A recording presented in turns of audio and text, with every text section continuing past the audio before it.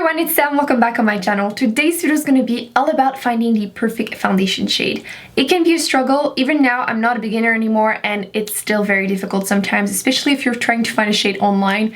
It can be a struggle. So I'm here to share with you all the tips and tricks that I do have. Hopefully they will help you out. The first step is to figure out if you have a cool undertone, a neutral one, or a warm tone one. Don't be fooled. I know some people say that you can just be a cool tone if you're fair or only warm tone if you're a deep skin tone. Not true. You can always be a mixture of all of these. There's a few different tricks to find out which undertone you have. The first one being to look at the veins on your wrist. If they are a little bit more blue or purple, then you have a cool undertone. If they are more green, you have a warm undertone. If it's very hard to figure out which one or it's a mixture of both, then you have neutral undertone. This is a good trick, but only works for so many people. So another one that I have that I do enjoy is to look at the color of the jewelry that you have that works the best on you. People with a cool undertone will usually love silver more in themselves, and the one with warm undertone will usually love gold more. Another trick would have to be to look at the color of the clothes that you love wearing. Are you wearing a lot of like oranges and yellow? Can you pull them off? Then you probably have a warm undertone.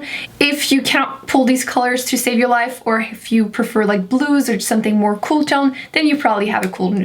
The last trick is to look at the lipstick colors you can pull off. Can you pull off an orangey red, or can you just pull off the pinky reds? So it will give you a few ideas to decide which undertone you think you have. One trick that can work for some people is to get match in store. For example, if you go at MAC, they can match with the shade that will work the best for you. It is a little bit hit and miss. Sometimes the girl would get the perfect shade, sometimes not so much. And by the way, I know MAC can be super confusing with the NC and W. I personally remember it as not cool, so it means you have a warm undertone, and not warm, so you have a cool undertone. I figure out that's the best way to remember it, otherwise it gets really difficult. So you might need to go to more than one store to get matched the perfect shade. What I do suggest is to always get a little sample size and then you test it out outside, because inside the light's never really the best one. Outside, can't lie. When in doubt, I usually go for the lightest shade just because it is much easier to adjust it with a little bit of powder or some bronzer. Darker, not so much you can do.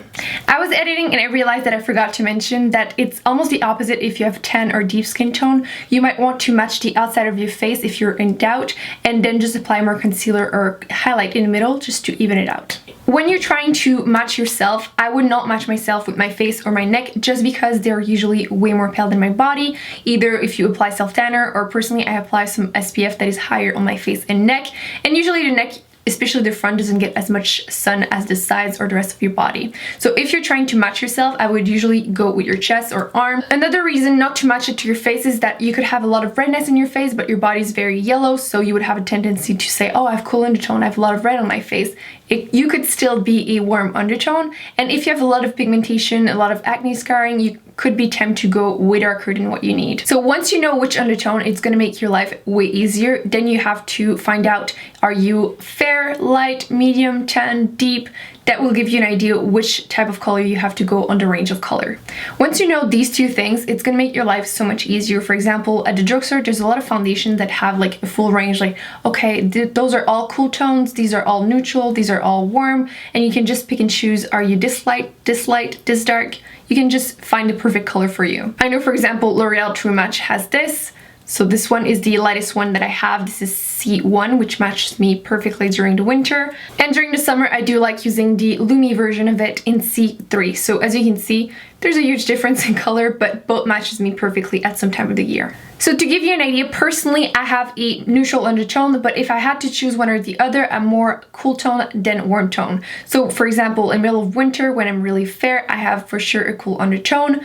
But during the summer, I might be more neutral and be able to pull off like oranges. So for example, I could try a few foundation color on my chest and find the perfect match. So I would apply, for example, a few lines and then go outside and see which one blends the best into my skin tone. Is it too yellow? Is it too peachy? Is it too pink? Is it too ashy?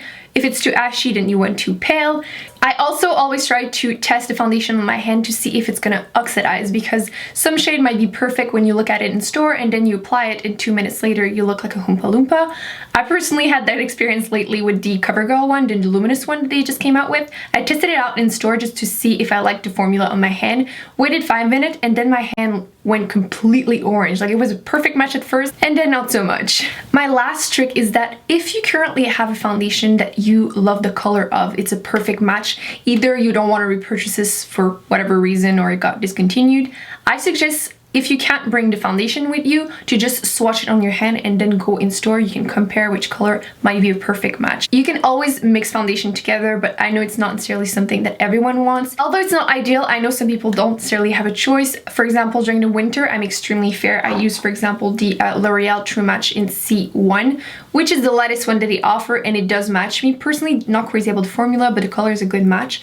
So you might want to get something that is really, really pale just to mix with other foundations. I know MAC, for example, has a white foundation, so that way you can customize it and have the perfect shade for you. If I have a foundation that is too yellow for me, I can always add a little bit of cool tone foundation in there just to make it more neutral. Quickly wanted to mention that it can also be the case with concealers. I will include the swatch of these Maybelline Fit Me concealers just because they have a very different undertone depending on the color you pick up. I know that, for example, Fair has a cool undertone. It's really, really pink, so it works perfectly for me middle winter. The color Light has a lot of a peach undertone, so not so much if you have a cool undertone. You might not want to pick this up. And the 20, which is the color Sand, has a really yellow undertone, so you can pick and choose which color works the best for you. I hope you found this video helpful. I will be linking down below 2 videos that I did, one all about my favorite lipsticks for warm undertone and all about the ones that are best for cool undertone. Don't forget to give this video a big thumbs up. Let me know in the comments if you have any other tips and tricks to find the perfect foundation shade for you. Don't forget to subscribe to not miss any future videos, and I will see you in my next one. Bye!